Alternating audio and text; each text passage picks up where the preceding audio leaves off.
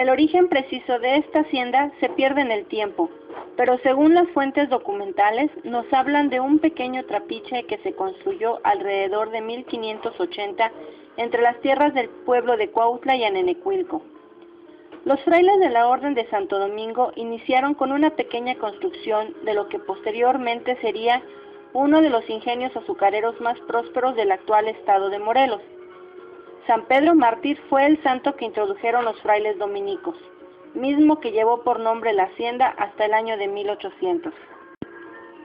Al parecer, el nombre de San Antonio Coahuistla se le dio por los posteriores dueños, dado que el pueblo que se formó a partir de la hacienda es conocido hoy en día con el nombre de San Pedro Apatlaco. En la casa caldera era donde se exprimía toda la caña con la fuerza del agua, por lo que toda la maquinaria era hidráulica, ya que en ese tiempo no existía la luz eléctrica. También se construyeron acueductos para alimentar la maquinaria de la casa caldera, y todavía se pueden apreciar restos de la tubería, engranes y túneles que en ese entonces eran canales de desagüe. También había un canal principal que era el que alimentaba toda la maquinaria de la hacienda. Había un estanque donde llegaba toda la melaza y se hacían los piloncillos redondos que se llamaban panelas. Posteriormente se encostalaban y almacenaban en bodegas donde los colocaban en vigas hasta lo más alto de la construcción para evitar que la humedad los dañara. El casco de la hacienda era el centro administrativo de la misma. Estos cascos por lo regular eran grandes construcciones de piedra, con grandes fachadas en donde se encuentran los edificios agrupados por diversos patios que conducían a la casa habitación. Las partes fundamentales que formaban el casco eran tres. La primera de estas era la casa habitación. Esta construcción era la que ocupaba el hacendado y su familia, y constaba de uno o varios cuartos según el tamaño de la hacienda y de una cocina. Después estaba la casa de purga, que era donde se extraía y se procesaba el azúcar y constaba del trapiche y el molino. También existía una iglesia o capilla.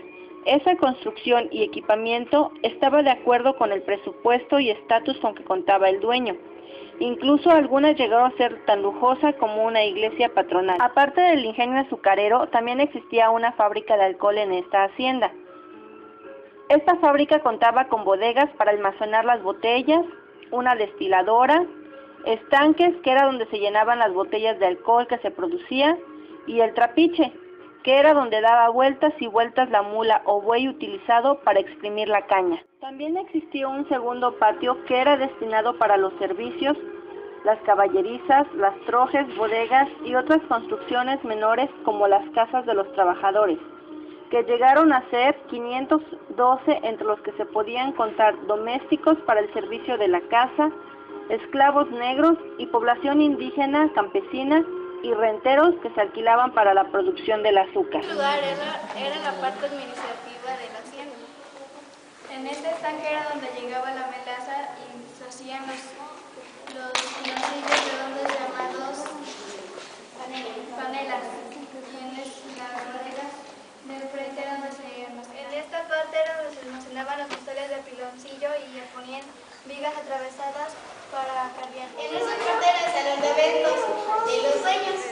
Esta parte es el canal principal que alimentaba toda la maquinaria de la hacienda. Esta construcción es la primera que se hizo en 1580 y fue el dormitorio de los frailes. En esta parte eran las caballerizas de los caballos de los dueños. En este lugar fue la casa principal de los dueños hermanos Arroa.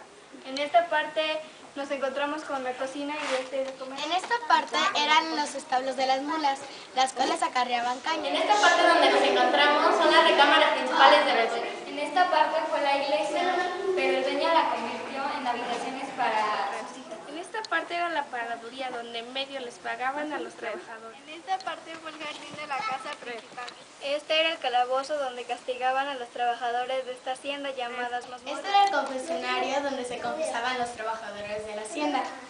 Depende de su castigo se iban a las manos. En esta parte es donde se almacenaban los costales de azúcar. Esta parte era la casa de los trabajadores donde arriaban las mulas que jalaban las carretas. En esta parte era el archivo general de la hacienda. Esta parte era la tienda de Cambalache donde cambiaban el dinero por los productos. Esta era la fábrica de alcohol.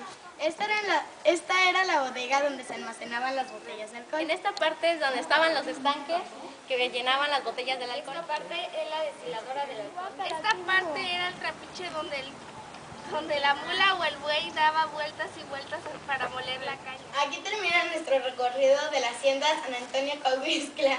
Esperemos que les haya gustado. Reportaron para ustedes Isis, Mariana, Carmeli, María José, Carla, Monte.